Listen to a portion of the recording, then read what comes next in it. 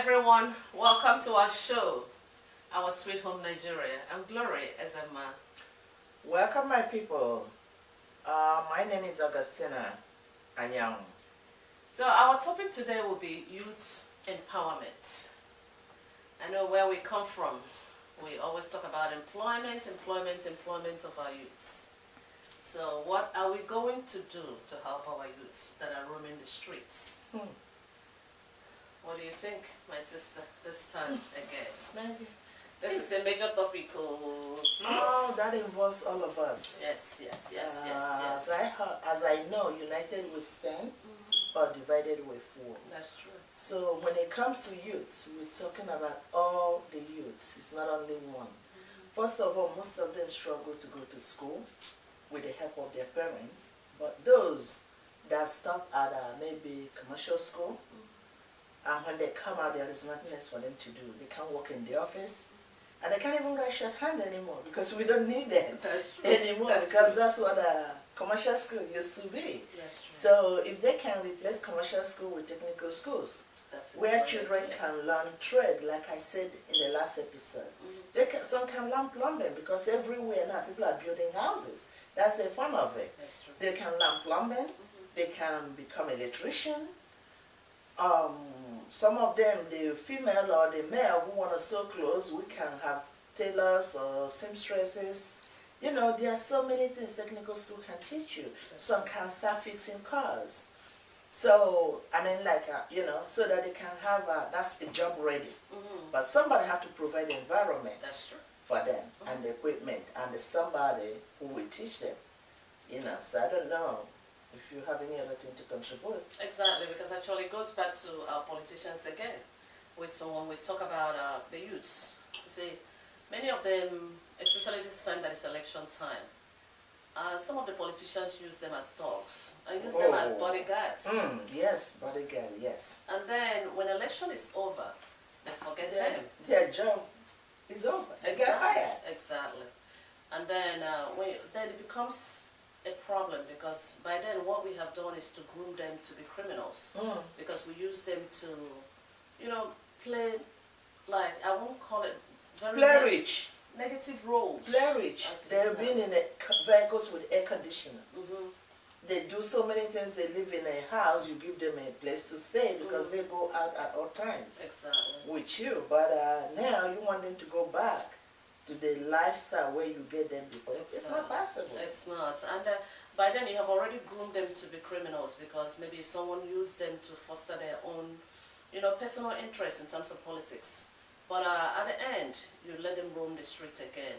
And you see, what happened is that when you have taken them to this lifestyle of using them as kidnappers, as hired assassins, when they go back, you will even become their victim because by then what you have done is you have robbed them of their innocence and then you have trained them to become criminals and then you have abandoned them. So they will turn around and they become a weapon for you because actually what they could do is to come back to haunt you because you have disappointed them. So I don't think it's good to waste the life of our youths like that. All we could even do instead of using them as talks is when you are in office. Not only in the office. We're talking about going back to basics. When we talk about farming these days, we're not talking about only women or the widows or those in a group meeting that will go, do your work for hire. Farming, this is the basic. Whether you're the doctor, you're a lawyer, you're a president, you have to eat. So we need farmers. So if we can make agriculture, raw science, make it a compulsory course, and then bring modern technologies, modern equipment that the children will see and they will be interested in farming, that would be good. So some of them might decide to make that their future hobbies or whatever they want to do. Not all this monkey see, monkey do. Everybody you see now. Which one is monkey see, monkey do? Because everybody, they tell you point and kill. Everybody is doing fishery. Everybody is doing piggery. Oh, okay, yeah, we have so many hotels in some states. But Those are point and kill and fishery and whatever they call them, piggery. I don't think anybody can do it. You can use one portion of your house and get it done, but for this might not be what you want to do. This might not feed you and feed your future children.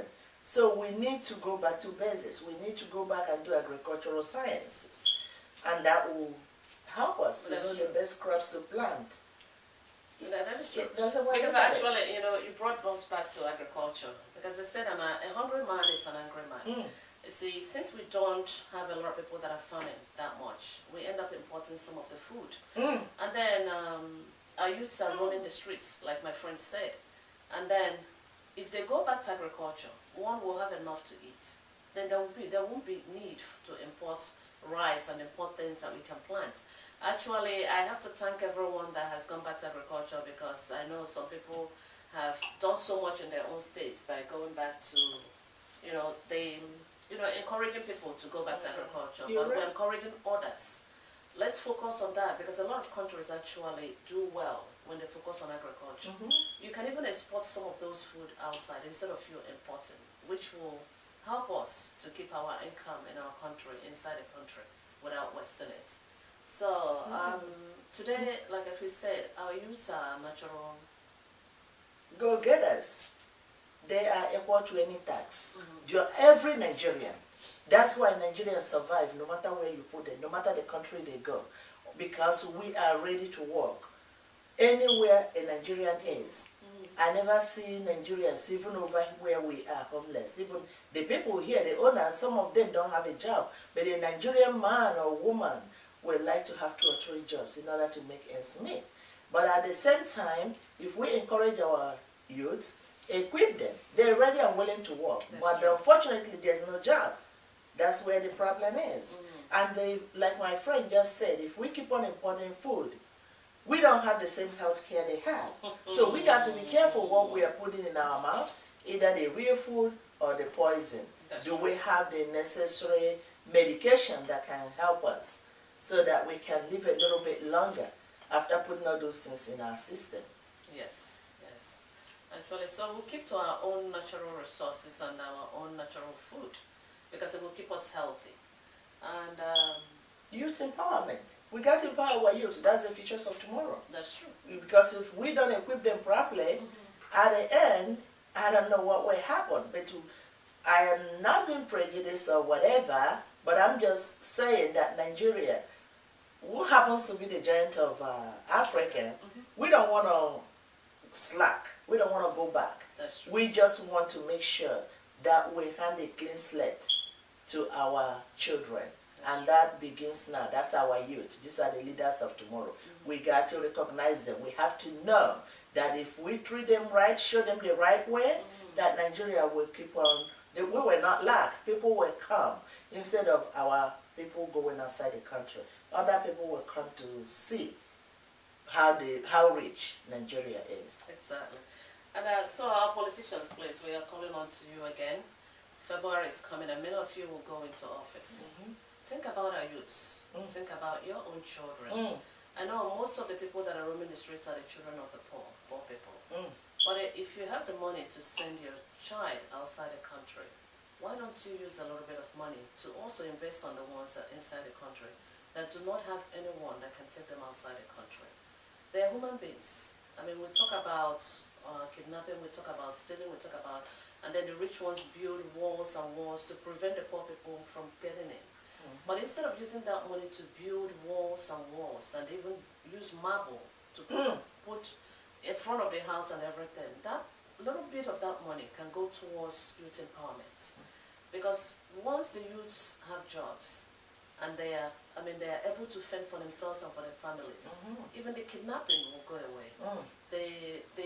The robbery, those crimes, you won't even have a need to build even tall walls. Because when you go to the Western world, you don't have all these walls.